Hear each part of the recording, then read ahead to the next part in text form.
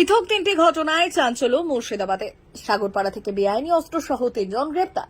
মুর্শিদাবাদের সাগরপাড়ায় রাতে পুলিশের অভিযানে বেআইনি আগ্নেয়াস্ত্র সহ 3 জনকে গ্রেপ্তার করা হয়। সাগরপাড়া থানার পুলিশ গোপন সূত্রে অভিযান চালিয়ে তাদের কাছ থেকে একটি দেশি পিস্তল, একটি পাইপ গান, 7 রাউন্ড তাজা গুলি এবং একটি ম্যাগাজিন উদ্ধার করে। বৈধ কাগজপত্র দেখাতে না পারায় তাদের গ্রেপ্তার করা হয়েছে।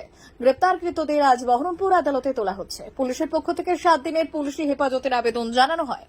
পাশাপাশি রানীনগর থানার পুলিশ গোপন সূত্রের ভিত্তিতে রবিবার পুরাতন ডিগ্রি এলাকায় অভিযান চালিয়ে 3 বাংলাদেশি অনুপ্রবেশকারী এবং 1 ভারতীয় দালালকে গ্রেপ্তার করেন। ধৃত বাংলাদেশিরা হলেন তারিকুল ইসলাম ওরফে রাকিব শেখ, আব্দুর রহমান ও মোহাম্মদ সাহেব আলী। ধৃত ভারতীয় দালাল সাদ্দাম হোসেন ওরফে সেলিম।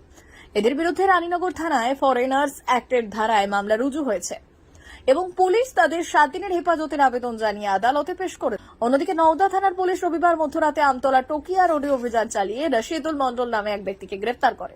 তার কাছ থেকে একটি পাইপ গান ও 2টি গুলি উদ্ধার হয়েছে। এই নিয়ে থানায় মামলা রুজু হয়েছে। আজ পুলিশ তাকে 7 দিনের পুলিশি হেফাজতের আবেদন জানিয়ে আদালতে পাঠিয়েছে।